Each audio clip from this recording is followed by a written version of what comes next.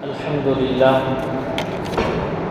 لله نحمده ونصلي على رسوله الكريم أما بعد فقد قال الله تعالى في محكم التنزيل فأعوذ بالله من الشيطان الرجيم بسم الله الرحمن الرحيم ويقطعون ما أمر الله به أن يوصل ويفسدون في الأرض صدق الله العظيم وقال نبينا عليه الصلاة والسلام صل من قطعك واعف عمن ظلمك وأحسن إلى من أساء إليك أو كما قال صلى الله عليه وسلم.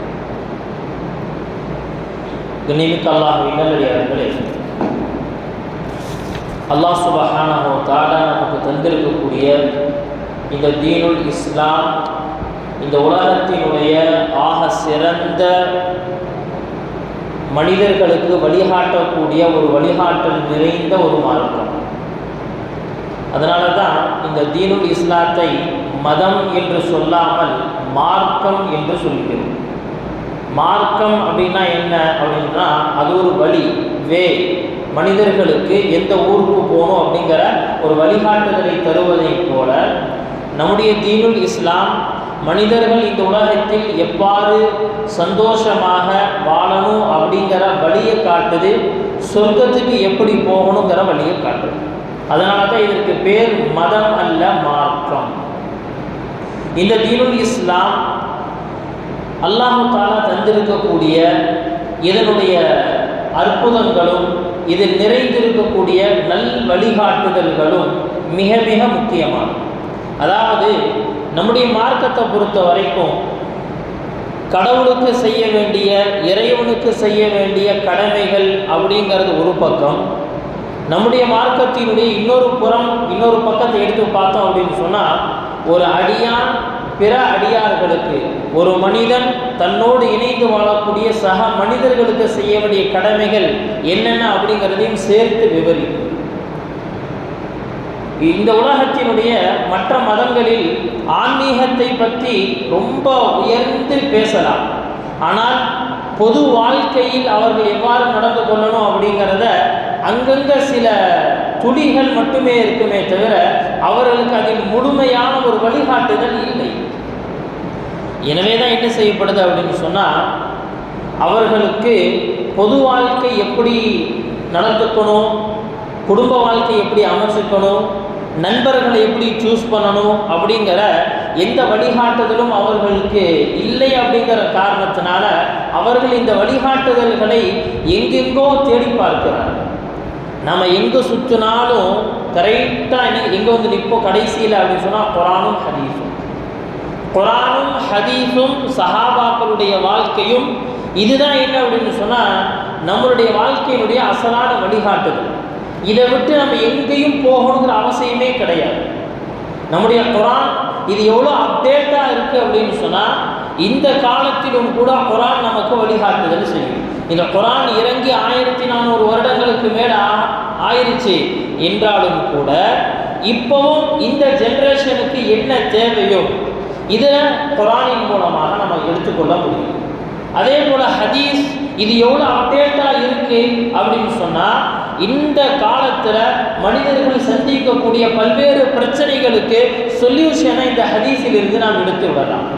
சஹாபாக்களுடைய வாழ்க்கை, நபிமார்களுடைய வாழ்க்கை, குறிப்பாக நபி ஸல்லல்லாஹு அலைஹி வஸல்லம் அவர்களுடைய வாழ்க்கை, இது கியாமத்து வரைக்கும் உலகம் எவ்வளவு டெக்னாலஜியில் வளர்ந்துட்டாலும் சரி, உலகம் எவ்வளோ அப்டேட் ஆகிட்டாலும் சரி, தீர்வை நபியினுடைய வாழ்க்கையில் எடுத்து விடலாம். நினைக்கல்லாகவே நல்லடியார்களே. ஆனால் என்னன்னா, நாம் நம்முடைய தீனுல் இஸ்லாத்தை எப்படி நினச்சிருக்கோம்னு சொன்னால், இது வந்து அவுட்டேட் அப்படின்னு நம்ம நினச்சிருக்கோம். இது அப்டேட் எல்லாம் கிடையாதுங்க, இது வந்து அவுட்டேட்டாக இருக்குது அப்படின்னு சொல்லி நம்ம நினச்சிக்கிட்டு இருக்கோம். அதனால தான் என்ன அப்படின்னு சொன்னால், நமக்குள்ளே ஒரு விதமான ஒரு கூச்ச சுபாவம் மார்க்கத்தை என்ன அப்படின்னா பின்பற்றுவதில்லை, மார்க்கத்தை பிற இடத்துல சொல்லுவதில் நமக்கே ஒரு விதமான ஒரு கூச்சம், இது ஒரு பிற்போக்குத்தனமாக இருக்குமோ, இது ஒரு பிற்போக்குத்தனமாக இருக்குமோ, நாம் முற்போக்குவாதிகளாக இல்லையோ அப்படிங்கிற பல்வேறு விதமான சிந்தனைகளை நமக்குள்ளே வச்சுட்டு என்ன செய்யறோம்னு சொன்னால், மார்க்கத்தினுடைய விஷயங்களை வெளிக்கொண்டு வந்து காட்டுறதுக்கு நமக்குள் என்ன ஆகும்னு சொன்னால் ஒரு கூச்சமும் ஒரு வெட்கமும் ஏற்பட்டு கொண்டே இருக்கு. இதற்கு காரணம் என்ன அப்படின்னு சொன்னால், மார்க்கத்தை நாம் சரியான முறையில் புரிஞ்சு கொள்ளல. அவ்வளோ மார்க்கத்தை சரியாக புரிஞ்சுக்கல. ஒன்றும் இல்லை, ஒரு இன்றைய காலத்தில் உருவாக இருக்கக்கூடிய இந்த ஸ்மார்ட் ஃபோனை வந்து பார்த்தீங்கன்னு சொன்னால், நம்மளுடைய அத்தாவுடைய வயசில் இருக்கிறவங்க, நம்மளுடைய நானா தாதாவுடைய வயசில் இருக்கிறவங்க, அவங்களுக்கு இந்த ஃபோனுடைய ஃபியூச்சர்ஸ் எதுவுமே என்னென்னா தெரியாது. அவங்க இப்போ இதை என்ன செய்கிறாங்கன்னா, ஒரு பையன் எடுத்து இதனுடைய ஃபியூச்சர் அப்படி இருக்குது இப்படி நிறைய சொல்கிறானா, ஒன்றுமே புரிய மாட்டேங்குது. ஒன்றுமே ஓடா அப்படின்னு ஒன்றுமே புரிய மாட்டேங்குது. ஆனால் அவர்களுக்கு இதை கொஞ்சம் புரிய வச்சுட்டோம் அப்படின்னு சொன்னால் இப்படியே தான் உட்காந்துருக்கிறது. நடக்குதா இல்லையாங்க? இன்னைக்கு வயதானவர்களுடைய கையில் இந்த ஸ்மார்ட் ஃபோன் எவ்வளோ வேலை செய்யுது அப்படிங்கிறத புரிஞ்சுக்கிட்டனால இப்போ அவருடைய கையில் இருந்தும் இந்த என்ன செய்யுது, இந்த ஸ்மார்ட் ஃபோன் ஒர்க் ஆக ஆரம்பிக்குது. ஏன்? அவர் அவுடேட்டடாக இருந்தவர் அப்டேட்டாக மாறிட்டார். எதில்? ஃபோனுடைய விஷயத்தில். அதனால என்ன அப்படின்னு சொன்னால், ஃபோனை வந்து இன்னைக்கு அவரும் கையில் எடுத்துகிட்டே தான் சுற்றுறார். வயதானவர்களும் கூட இன்னைக்கு கையில் வச்சுட்டு தான் சுற்றுறாங்க. நிமிக்கு அல்லாஹ்வை நல்லடியார்களே, அப்போ என்ன அப்படின்னு சொன்னால், எதையும் புரிந்து கொள்ளும் வரைக்கும் அது என்ன அப்படின்னு சொன்னால் நமக்கும் அதுக்கும் சம்மந்தம் இல்லை அப்படிங்கிற மாதிரி தெரியும். இதே போல தான் இன்னைக்கு தீனை விட்டும் மார்க்கத்தை விட்டும் நம்ம எவ்வளோ தூரமாக இருக்கிறோம் அப்படின்னு சொன்னால் எதுவுமே புரிய மாட்டேங்குது. புரிகிறதெல்லாம் என்ன அப்படின்னு சொன்னால் துன்யா மட்டுமே தான் புரியுது. உலகத்தினுடைய வியாபாரம், நவீன வியாபாரங்கள், ஷேர் மார்க்கெட் புரியுது. அதே மாதிரி வந்து பார்த்தீங்கன்னு சொன்னால் வேற இருக்கக்கூடிய பிட்காயின்ஸ் அதை பற்றி புரிய வருது, எல்லாம் புரியுது. ஏன் அப்படின்னு சொன்னால் அதை தெரிஞ்சுக்கணும்னு நினைக்கிறோம். அதனால என்ன அப்படின்னு சொன்னால் அதுக்குள்ள ஈடுபட நாலேஜ் கூட்டிக்கிட்டே போகுது. நீங்கல்லாகவே நல்லடியார்களே, இன்னைக்கு மார்க்கத்தை நாம் ஏன் அவுடேட்டடாக நினைக்கிறோம் அப்படின்னு சொன்னால், மார்க்கத்தை புரிந்து கொள்வதற்காக நாம் நம்மை ஒதுக்குவது. குரான்னா என்னன்னு தெரியல, ஜும்மாவுடைய தொழுகைனா என்னன்னு தெரியல. ஒரு மனிதனிடத்தில் ஒருத்தர் கேள்வி கேட்குறாரு, ஜனாசா தொழுகையில் எத்தனை ருக்கு செய்யணும் அப்படின்னு சொல்லி கேட்குறாரு. அவர் சொல்கிறாரு ஒவ்வொரு ரக்காத்துக்கும் ஒரு ருக்கு அப்படிங்கிறார். ஜனாசா தொழுகையில் ருக்கு இருக்காங்க? ஜனாசா தொழுகை ருக்கு இருக்கா? இல்லை. ஒரு முஸ்லீம் இடத்துல கேட்கப்படக்கூடிய கேள்வி, ஜனாசா தொழுகைக்கு எத்தனை ருக்கு அப்படின்னு சொன்னால் எப்படியும் ஒவ்வொரு ரக்காத்துக்கு ஒரு ருக்கு இருக்கும்ல அப்படின்னு சொல்லி சொல்கிறார். அப்போ ஜனாசா தொழுகையினுடைய அடிப்படையே என்னன்னு அவருக்கு தெரியும். நிமிக்கு அல்லாஹ்வை நல்லடியார்களே, இதுதான் நமக்கும் மார்க்கத்திற்கும் இருக்கக்கூடிய இந்த பந்தம். இந்த தூரத்தின் காரணமாக என்ன நமக்கு மார்க்கம் என்ன தெரியுதுன்னு சொன்னால் இது அவுடேட்டடாக தெரியுது. நிமிக்கு அல்லாஹ்வை நல்லடியார்களே, ஆனால் கியாமத்து வரைக்கும் இந்த உலகத்தில் நிலைத்து நிற்கக்கூடிய ஒரே தீன் என்று சொன்னால் தீனுல் இஸ்லாம் மட்டும்தான். நமக்கு இது எல்லா இடத்திலையும் வழிகாட்டும். நம்முடைய நவீன பிரச்சனைகள் என்ன இருக்கோ எல்லாத்துக்கும் வழிகாட்டும். நினைவுக்கு அல்லாஹ்வை நல்லடியார்களே, அதனால் இந்த மார்க்கத்தினுடைய மதிப்பை நாம் வழங்கணும். நமக்கு அல்லாஹ் தந்திருக்கக்கூடிய இந்த தீனுல் இஸ்லாம் எவ்வளவு மகத்தானது. இந்த தீனுல் இஸ்லாம் நமக்கு எவ்வளோ அழகான ஒரு விஷயத்தை கற்றுக் கொடுக்குது அப்படின்னு சொன்னால், மனிதனோடு சேர்த்து வாழணும் அப்படின்னு சொன்னால் அவனுக்குள் சகிப்புத்தன்மை இருக்கும். ஒரு மனுஷன் இன்னொரு மனுஷனோட சேர்ந்து வாழணும் அப்படின்னு சொன்னால் அதற்குள் சில வழிகாட்டுதல் இருக்கணும். மன்னிக்கக்கூடிய தன்மை வேண்டும். அதே போல என்ன அப்படின்னு சொன்னால் ஒரு விசாலமான உள்ளம் வேண்டும். இது எல்லாத்தையுமே மார்க்கம் நல்லதுன்னு சொல்லிக் கொடுக்கல, இது எல்லாமே நன்மையானதுன்னு சொல்லிக் கொடுக்கு. வெறும் நன்மையானதா ஆகரத்தினுடைய ஒரு மிக உயர்ந்த ஒரு விஷயத்தை என்ன செய்யுதுன்னு சொன்னால் இது எல்லாத்தையும் கொண்டு வரும்.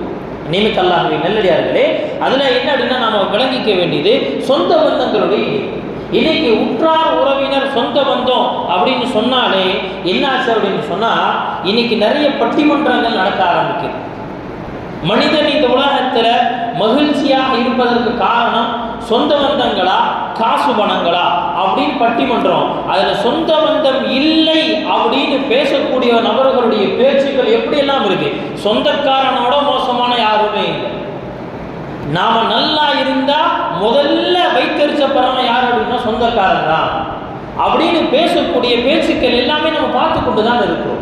நினைவுக்கு அல்லாஹ்வை நல்லடியார்களே, இப்போ என்ன அப்படின்னு சொன்னால் நம்முடைய தீன் இது அப்படியே எப்படி மாற்றுது அப்படின்னு சொன்னால் எல்லாமே நன்மையாக மாற்றுது. சொந்த பந்தத்தினுடைய அந்த இணைப்பை எவ்வளவு ஒரு பக்காவான ஒரு பலமான ஒரு குறிப்பாக காட்டுது அப்படின்னு சொன்னா, இந்த சொந்த பந்தத்தினுடைய இணைப்பை வைத்துதான் ஒரு சமூகம் வலுவான சமூகமாக மாறும். ஒரு குடும்பம் நல்ல பலமான குடும்பமாக இருக்கிறதுக்கு அடிப்படையாக காரணம் இருப்பது என்ன? பணம் கிடையாது. அவர்கள் ஒருத்தர் இன்னொருத்தரை விட்டு கொடுப்பது. பணம் இன்னைக்கு போகும், நாளைக்கு சம்பாதிச்சு கொள்ளலாம். உலகத்தினுடைய எந்த பொருளையும் இழக்கலாம், பிறகு சம்பாதித்துக் கொள்ளலாம். ஆனா இந்த உலகத்தில் சில சொந்தங்களை இழந்தோம் என்று சொன்னால் அது கடைசி வரைக்கும் சம்பாதிக்க முடியாது. எனவே நபி ஸல்லல்லாஹு அலைஹி வஸல்லம் இப்படி சொன்னாங்க, இந்த உலகத்தில் நீங்கள் மனிதர்களோடு சேர்ந்து வாழும் பொழுது மனக்கசப்புகள் ஏற்படும், சங்கடங்கள் ஏற்படும், இது எல்லாமே ஏற்படத்தான் செய்யும்.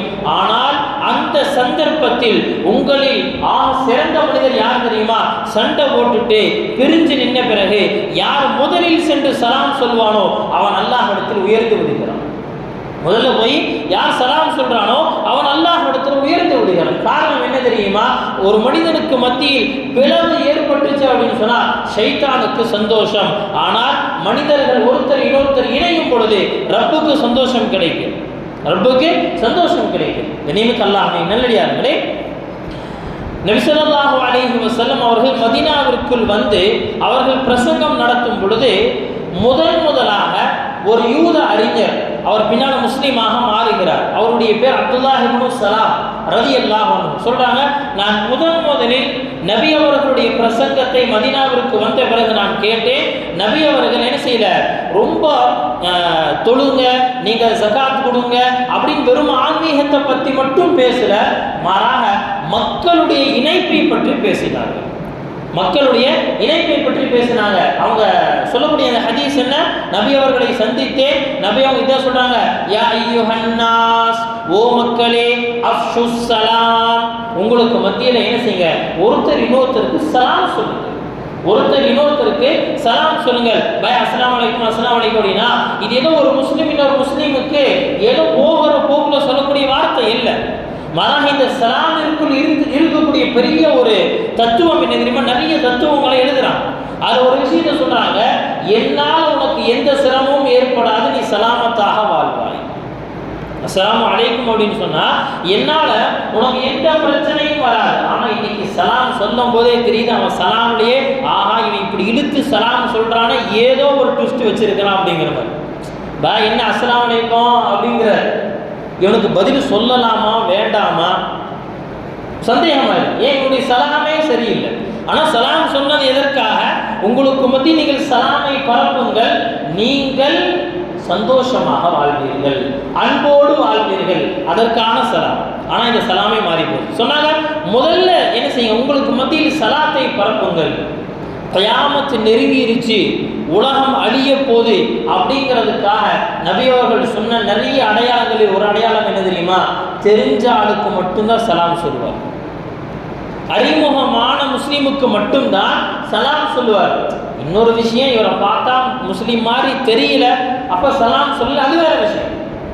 இவரை பார்த்தாலே முஸ்லீம் மாதிரி தெரியல, கூடவே நிற்கிறோம், ரொம்ப நேரமாக கடையில் பேசிக்கிட்டே இருக்கிறோம். என்ன செய்கிறாருன்னு சொன்னால், அவர் யார்கிட்டையோ ஃபோன் பண்ணும்போது என்ன செய்கிறாரு, பை அஸ்ஸலாமு அலைக்கும் அப்படிங்கிறாரு. அப்போ தான் தெரியுது நம்ம பக்கத்தில் நின்றுருக்கிறார் முஸ்லீம் அப்படின்னு. அல்லது கடைக்காட்ட ரொம்ப நேரமாக பேசிகிட்டு இருக்கிறோம், ஏதோ ஒரு பொருளை வாங்குறதுக்காக பேசணும், என்னது அவரை பார்த்தா முஸ்லீம் மாதிரி தெரியல, எங்கேயோ ஒரு ஓரத்தில் என்னாச்சுன்னு சொன்னால் அங்கே பார்த்தா காபத்துல்லாவுடைய அந்த ஃபோட்டோ மாட்டிருக்கு, அப்போ தான் தெரியுது அவர் ஒரு முஸ்லீம். இது வேற விஷயம். நான் சலாம் சொல்லலை அப்படிங்கிறது இந்த இடத்துல குற்றமாக ஆகுது. ஆனால் இவன் முஸ்லீம் என்று தெரிந்தும் கூட அவனுக்கு எனக்கு எந்த சம்மந்தம் இருக்குது அப்படிங்கிறதுக்காக என்ன செய்கிறாருன்னு சொன்னால், அறிமுகம் இல்லை அப்படிங்கிற காரணத்துக்காக சலாம் சொல்லாமல் இருக்கிறான்னு சொன்னால் இது உலகத்தின் அழிவின் அடையாளம், உலக அழிவினுடைய அடையாளம்.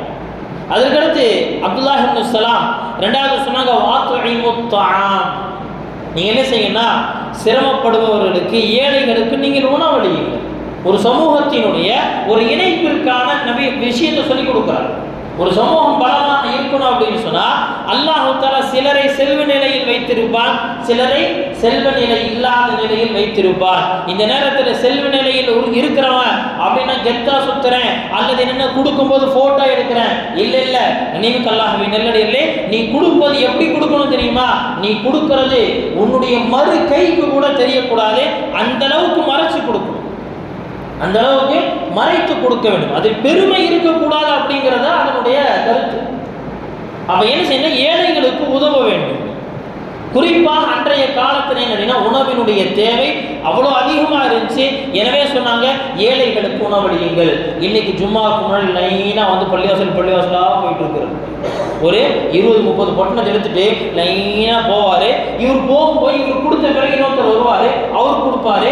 ஒரே ஆளிடத்துல என்ன அப்படின்னு சொன்னால் 3 பொட்டணம் 4 பொட்டணம் 5 பொட்டணம் சேருதா இல்லையா, அதில் அவர் பிரித்து பார்க்குறாரு. எந்த சாப்பாடு நல்ல சாப்பாடு, பிரியாணி எதில் இருக்குது, சிக்கன் பிரியாணியா அல்லது இது வேறு ஏதாவது இருக்கா, தாளித்த சாப்பாடு இருக்கா, எல்லாம் பார்த்துட்டு கடைசி என்ன செய்ய கண்ணு முன்னால் பார்த்தது சொல்கிறேன். என்ன செய்கிறாருன்னா ஒருத்தர் இட்லி கொண்டு வந்து கொடுத்துட்டு போனால் தூக்கி ஓரமாக போட்டு போயிட்டு, இட்லி கொண்டு வந்து கொடுத்தாரு தூக்கி ஓரமாக போட்டு போயிட்டு. நினைவுக்கு அல்லாஹ் நல்லே நாம் என்ன நினைக்கிறோம், அங்கங்கே போய் இருக்கிறவங்களுக்கு உணவு கொடுத்துறோம் அப்படின்னு சொன்னால் நான் ஒரு பெரிய நற்காரியை செஞ்சுட்டோம் நினைக்கிறோம். நினைவுக்கு அல்லாஹ் நல்லே அதுவல்ல. முதல்ல என்ன செய்யணும்னா உணவை கொடுப்பதாக இருந்தால் என்ன செய்யும், முதல்ல உங்களுடைய சொந்த பந்தத்தை தேடுங்கள், உங்களுடைய உற்றார் உறவினரை தேடுங்கள். அவங்களுக்கு கொடுக்கறதுக்கு யாரும் தயாரில்லை. சொந்த பந்தத்துக்கு அப்போ சாப்பாடு கொண்டு போய் கொடுக்கணும்னா சாப்பாட்டுக்கு இல்லாதவனான்னு கேட்டுருவான். அப்படி கொடுக்கக்கூடாது. அவருடைய தேவை என்ன, மளிகை ஜாமானம் வேணுமா அதை கொடுக்கலாம். அவருடைய வேற ஏதாவது மருத்துவ வசதி மருத்துவத்துக்கான தேவை இருக்கா அதை கொடுக்கலாம். இப்படி என்ன செய்யணும் சொன்னால் அவர்களுடைய தேவையை நிறைவேற்றுதல். வயிறும் நிறையணும் மனசும் நிறையணும், வயிறும் நிறையணும் மனசும் நிறையணும். இது ரெண்டாவது. மூணாவது நபி அவங்க சொன்னாங்க வஸிலுல் அர்ஹாம், சொந்த பந்தங்களோடு இணைந்து வாழுங்கள், சொந்த பந்தங்களோடு இணைந்து வாழுங்கள். வஸல்லு பில்லைலி வன்னாசு நியாம், நாலாவது கேட்டகிரி தான் கொண்டு வராங்க. என்ன அப்படின்னு சொன்னால் மக்கள் எல்லாம் தூங்கும் பொழுது தஹஜ்ஜுடைய தொழுகைக்காக நின்று ஒரு ரப்புக்கு முன்னாடி நின்று தக்பீர் கட்டி நின்றுக்கோ. நீ அந்த நேரத்தில் என்ன செய்யறேன்னு சொன்னால் நான் உன்னுடைய அடிமை அப்படிங்கிறத காட்டுறேன். மக்கள் தூங்கி கொண்டிருக்கிறாங்க.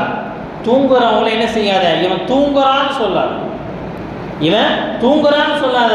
இந்த நேரத்தில் ரப்பே நீ என்னை எழுந்திருச்சு உனக்கு முன்னாடி நிற்க வச்சையே இதற்கு நன்றி. தஹஜ்ஜுத் தொழுகக்கூடியவங்களுக்கு ஷைத்தான் இப்படி திருப்பிடுவான். என்னது பார், எல்லாம் தூங்கிட்டு இருந்தாங்க வீட்டில், நான் மட்டும்தான் பாய் எந்திரிச்சேன். காலையில் என்ன செய்வேன், யாரோ சொன்னாங்க ஜமாத்தில் வந்து ஒரு போயிருக்காங்க, வந்தார், நீங்கள் எல்லாம் தூங்கிட்டு இருந்தீங்க, நான் மட்டும் வந்து தொழுதுட்டு போனேன். நீங்கள் எல்லாம் தூங்கிட்டு இருந்தீங்க, நான் மட்டும் வந்து குர்ஆன் ஓதிட்டு போனேன் அப்படின்னா இவர் தூங்கிட்டு இருந்ததே அப்படிங்கிறது இவர்களுக்கு பாவமாகலை. ஆனால் இவர் நான் வந்தேன் தொழுதேன், நான் வந்தேன் குர்ஆன் ஓதுனேன், நீங்கள்லாம் தூங்கிட்டு இருந்தீங்க, நீங்கள்லாம் தூங்கிட்டு இருந்த நன்மையெல்லாம் நாசமாக போச்சு, செஞ்ச நன்மையெல்லாம் நாசமாக போச்சு. என்ன அப்படின்னா நிமிக்கு அல்லாஹ் நாம் செய்யக்கூடிய நல்ல அமல்கள் அது இந்த ஹதீஸில் சொல்லப்பட்ட வார்த்தையே என்ன அப்படின்னா யாருக்கும் தெரிய வேண்டாம்ப்பா நீ தொழுதுக்கோ, யாருக்கும் தெரிய வேண்டாம் உன் ரப்புக்கு தெரிஞ்சா போதும் அப்படின்னு சொன்னா என்னது உங்க யாருக்குமே தெரியல அப்படின்னு சரி விளம்பரப்படுத்திக்கிட்டே இருக்கிற. நினைவுக்கு அல்லாஹ் நல்லடியார்களே, இந்த இபாதத்தை இந்த ஹதீஸ்ல என்ன செய்யறாங்கன்னு சொன்னா நாலாவது கேட்டகரியில கொண்டு வர்றாங்க. அப்ப முதல்ல என்ன அப்படின்னு சொன்னா மக்களுக்கு மத்தியில் இருக்கக்கூடிய அந்த இணைப்பு, இது எல்லாமே இந்த தஹஜ்ஜுடைய தொழுகை என்ன கிடையாதுங்க, வாஜிபான தொழுகை இல்லை, சுன்னத்தான தொழுகை. என்ன செய்யறாங்க நாலாவது கேட்டகரியில் கொண்டு வந்துட்டு முதல்ல மனிதர்கள் தங்களுக்கு மத்தியில் இணைஞ்சு வாழணும் அப்படின்னா சலாம் இருக்க வேண்டும், நீங்கள் பிறருடைய தேவைகளை பூர்த்தி செய்யணும், சொந்த பந்தங்களோடு என்ன செய்யணும் சொன்னா ஒட்டி உறவாடி நீங்கள் வாழ வேண்டும். நினைவுக்கு அல்லாஹ் நல்லடியார்களே, இந்த சொந்த பந்தங்களோடு இணைதல் அப்படிங்கிற இந்த வரும் பொழுது இந்த இணைப்பின் மூலமாகத்தான் நான் ஏற்கனவே சொன்னதை போல ஒரு சமூகம் வலுப்பெறும், ஒரு வலுவான சமுதாயம் உருவாயிருக்கு. அப்படிங்கிறதுக்கு உண்டான முதலாவது அடையாளம் என்ன தெரியுமா, முதல் அடையாளம் தன்னுடைய தன்னை பற்றி அவன் அறிந்திருக்க, தான் யார், எந்த குடும்பத்தை சார்ந்தவன். இதெல்லாம் வந்து நமக்கு புதுசெல்லாம் கிடையாது, இது வந்து நமக்கு புதுசு கிடையாது. நான் யார், எங்கள் அத்தா யார், எங்கள் அம்மா யார் அப்படிங்கிறது நமக்கு புதுசு கிடையாது. ஆனால் மேற்கத்திய நாடுகளில் இது புதுசு, மேற்கத்திய நாடுகளில் இது புதுசு. அவனுக்கு அம்மா மட்டும்தான் தெரியும், அப்பா யாருன்னே தெரியும். புரிஞ்சுக்குவீங்கன்னு நினைக்கிறேன். அவ்வளோ டிஎன்ஏ டெஸ்ட் எடுத்துகிட்டு இருக்கிறான். என்னது அப்பா யார் கண்டுபிடிச்சி கொடுக்குறேங்கிறான், அப்பா யார் கண்டுபிடிச்சி கொடுக்குறேங்கிறான். எவ்வளவு ஒரு கேவலமான ஒரு நிலை. ஒரு நல்ல ஒரு சமூகம் இருக்கு அப்படிங்கிறதுக்கு முதல் அடையாளம் என்ன தெரியுமா, தன்னையும் தன்னுடைய பெற்றோரையும் ஒரு மனிதன் அறிந்திருக்கும். ரெண்டாவது அவனுடைய திருமணம். தன்னுடைய குடும்ப உறவை மேம்படுத்தணும் அப்படின்னு சொன்னா அவன் ரெண்டாவது செய்ய வேண்டியது என்ன அப்படின்னா அவனுடைய திருமண பந்தம், இதையும் பாதுகாக்கும். அல்லாஹ் தஆலா குர்ஆன்ல சொல்லி காட்டுவான், நான் உங்களுக்கு 2 பந்தங்களை ஏற்படுத்தி இருக்கிறேன். ஒன்று இரத்த பந்தம், இன்னொன்று என்ன அப்படின்னு சொன்னா திருமண பந்தம். இந்த ரெண்டையுமே என்ன செய்யணும் சொன்னா ஒரு சமூகத்தினர் பாதுகாக்கிறார்கள் என்று சொன்னால் உண்மையில் அந்த சமூகம் வலுவான சமூகம். மேற்கத்தியர்கள்ட்ட இந்த ஃபேமிலியே கிடையாதுங்க, ஃபேமிலியே கிடையாது. அப்பாவே யாரும் தெரியல அப்படிங்கும்போது எங்க ஃபேமிலி இருக்கு? இன்னைக்கு என்னாச்சு, லிவிங் டுகெதர், எல்லாம் சேர்ந்து வாழ்ந்துக்கலாம் அப்படிங்கிற அந்த ஒரு வாழ்க்கையை என்ன செய்யறாங்கன்னு சொன்னா எடுத்துக்கொண்டு போறாங்க. நியமிக்கல்லாஹ்வின் நல்லடியார்களே, திருமணத்தினுடைய நோக்கம் ஆணும் பெண்ணும் சேரணுங்கிறது கிடையாது. ஆணும் பெண்ணும் அல்லாஹ்வுக்கு பிடித்த வழியில் இணைந்து அதன் மூலமாக ஒரு நல்ல சந்ததிகளை உருவாக்க வேண்டும். அதுதான் என்ன திருமணத்தினுடைய நோக்கம். வெறும் இச்சையை தணிப்பதோ ஆசைகளை தீர்த்து கொள்வது மட்டும் என்னுடைய நோக்கம் அல்ல. நல்லடியார்களே, அதற்கடுத்து சொன்னாங்க, ஒரு சமூகம் வலுவாக இருக்கு, ஒரு குடும்பம் வலுவாக இருக்கு அப்படிங்கிறதுக்கு 3வது அடையாளம் என்ன தெரியுமா? உற்றார் உறவினர்களோடு இருக்கக்கூடிய நல்ல தொடர்புகள்.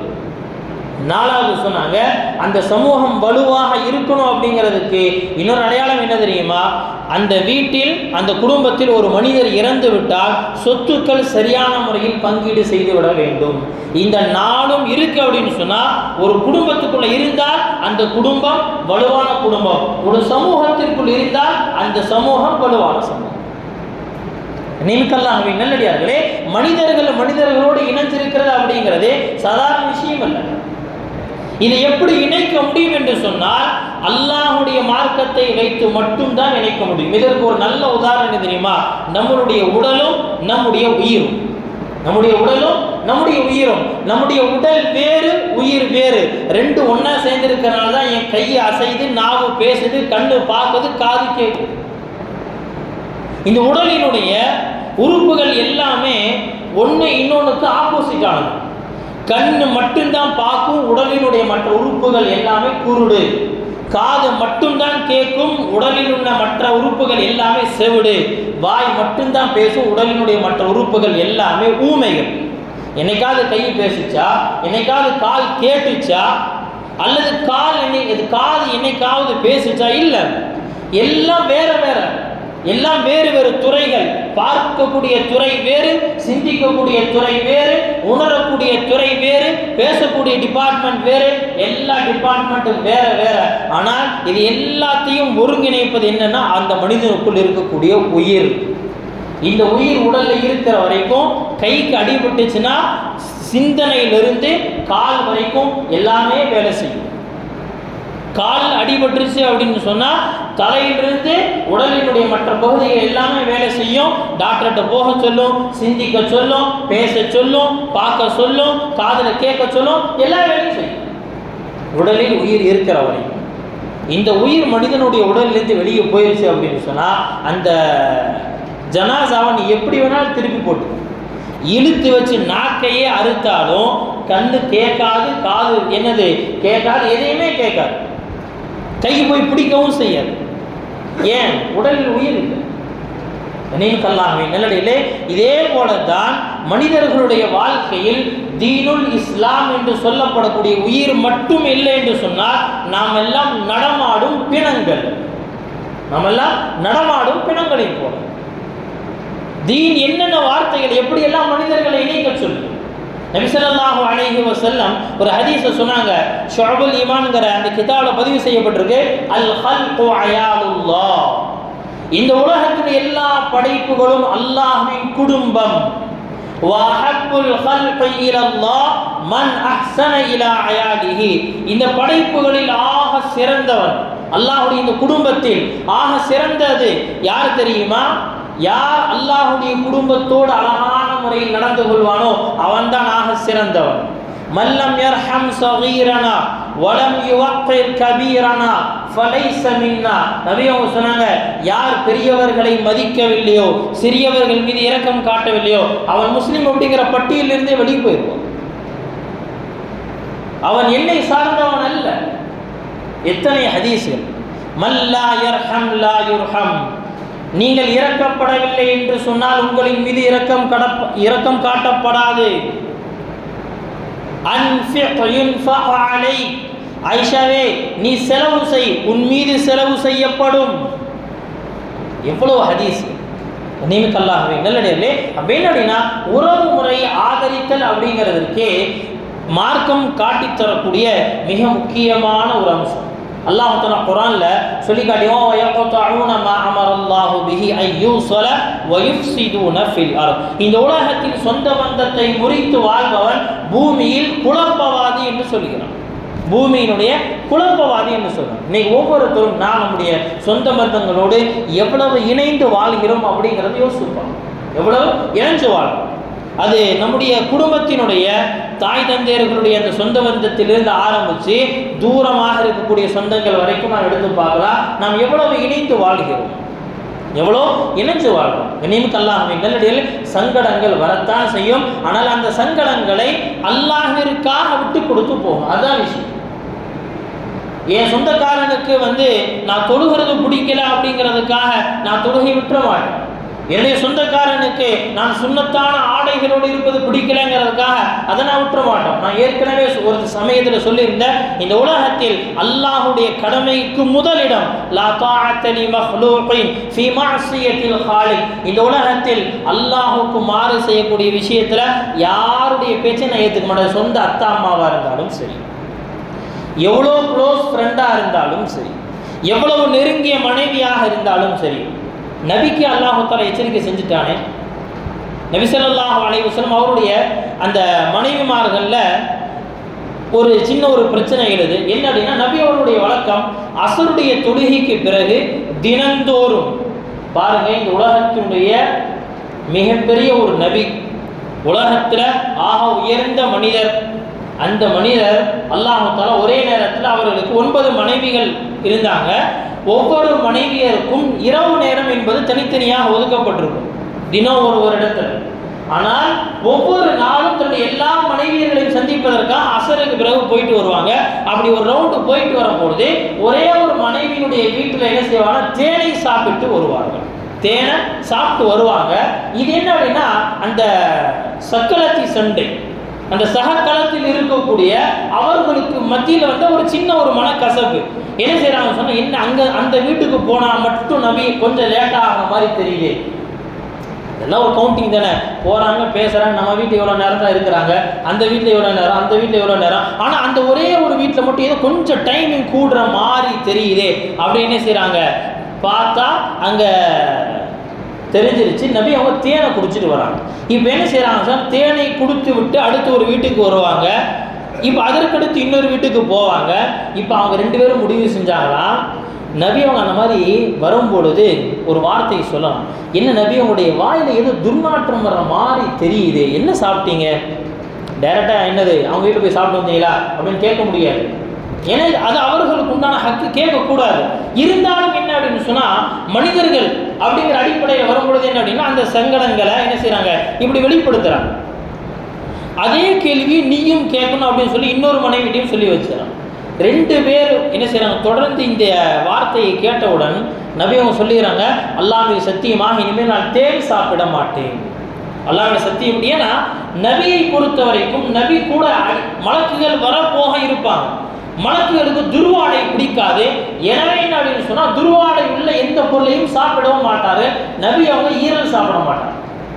நபி அவங்க என்ன சாப்பிட மாட்டாங்க, ஈரல் சாப்பிட மாட்டாங்க. அப்போ ஈரல் ஹராமா கிடையாது, ஈரல் சாப்பிடலாம். இன்னும் சொல்ல போனால் இருக்கக்கூடிய அந்த மாமிசங்களில் ரொம்ப என்ன விரும்பி குழந்தைகள் சாப்பிடக்கூடியது அப்படின்னு எடுத்தோம்னா ஈரல் தான். பெரியவர்களுக்கும் பிடிக்கும். அகீகா கொடுத்தா முதலில் ஈரல் கறியை சாப்பிடணும் நபி அவங்க அறிவுறுத்துறாங்க. குர்பானி கறியில் முதல்ல ஈரல் சாப்பிடணும்னு சொல்லி கொடுக்குற நபி ஈரலை சாப்பிட மாட்டார்களா? என்ன காரணம் அப்படின்னு சொன்னால், ஈரல் இருக்கே வாய்க்குள்ள போய் பல்லில் போய் எங்கே சிக்கிச்சுன்னா ரொம்ப சீக்கிரம் துர்நாற்றத்தை கொண்டு வந்துடும். எனவே நபி அவர்கள் இதை தனக்காக சாப்பிட மாட்டார்கள். அப்போ துர்நாற்றம் தேனில் வருதுன்னு சொன்னால் தேனையும் நான் சாப்பிட மாட்டேன் அப்படின்னு சொல்லி சத்தியம் செஞ்சுறாங்க. அல்லாஹ் தஆலா ஆயத்தை இறங்கிட்டான், யா அய்யுஹன் நபி லிமா துஹர்ரிமு மா அஹல்லல்லாஹு லக். அல்லாஹ் ஹலாலாக்கின ஒரு விஷயத்தை நீங்க எப்படி ஹராமாக்க முடியும்? தப்தகி மர்தாத அஸ்வாஜி, உங்க மனைவியருடைய அந்த சந்தோஷம் பெருசாயிருச்சா? அப்போ விஷயம் அல்லாஹ் போட்டு உடைச்சிட்டான் தெளிவா. என்னங்கிறது இப்போ ஆயத்து இறங்கி ஒருத்தர் இப்படி பேசுறாங்க, ஒருத்தர் இப்படி சொல்றாங்கிறது அந்த சூறாவுடைய முதல் பக்கம் முழுக்கவே என்னன்னு சொன்னா இறங்கிடுச்சு. அப்ப இந்த வசனத்தின் மூலமாக கிடைக்கக்கூடிய ஒரு விஷயம் என்ன அப்படின்னு சொன்னா, இந்த உலகத்தில் அல்லாஹ்வுடைய கட்டளைக்கு முன்பாக யார் வந்தாலும் அங்கீகரிக்க மாட்டோம். அல்லாஹ்வுக்கு மாறு செய்யக்கூடிய விஷயத்தை நான் யாரையும் ஏற்றுக்க மாட்டேன். அது தாயாக இருந்தாலும் சரி, தந்தையாக இருந்தாலும் சரி, மகனாக இருந்தாலும் சரி, க்ளோஸ் ஃப்ரெண்டாக இருந்தாலும் சரி, கட்டிய மனைவியாக இருந்தாலும் சரி, ஏற்றுக்க மாட்டோம். ஆனால் மற்ற விஷயங்களில் அல்லாஹ் தஆலா என்னென்ன உரிமைகளை தந்திருக்கிறானோ, என்னென்ன கடமைகளை நிறைவேற்ற சொல்லி இருக்கிறானோ, அது எல்லாத்தையும் என்ன செய்யணும் சொன்னா நாம் சரியான முறையில் ஃபாலோ பண்ணிட்டு வந்தோம். உண்மையில் நாம் கண்டிப்பாக இந்த உலகத்தில் மகிழ்ச்சியான வாழ்க்கை வாழ்வோம். அல்லாஹ் சுப்ஹானஹு வ தஆலா இந்த உலகத்தில் சொந்த பந்தங்களோடு யார் இணைந்து வாழ்கிறார்களோ அவர்களுக்கு தரக்கூடிய அந்த அன்பளிப்புகள், அவருக்கு தரக்கூடிய உலகத்தில் தரக்கூடிய பெரிய லாபங்கள் நிறைய இருக்கு. அந்த எல்லா லாபங்களையும் நாம் அடைந்துள்ளோம். அல்லாஹ் சுப்ஹானஹு வ தஆலா இந்த உலகத்தில் சொந்த பந்தங்களோடு இணைந்து வாழக்கூடிய நற்பாக்கியத்தை நம் அனைவருக்கும் தந்தல்வானாக. வ ஆகிரு தஅவானா அல்ஹம்துலில்லாஹி ரப்பில் ஆலமீன்.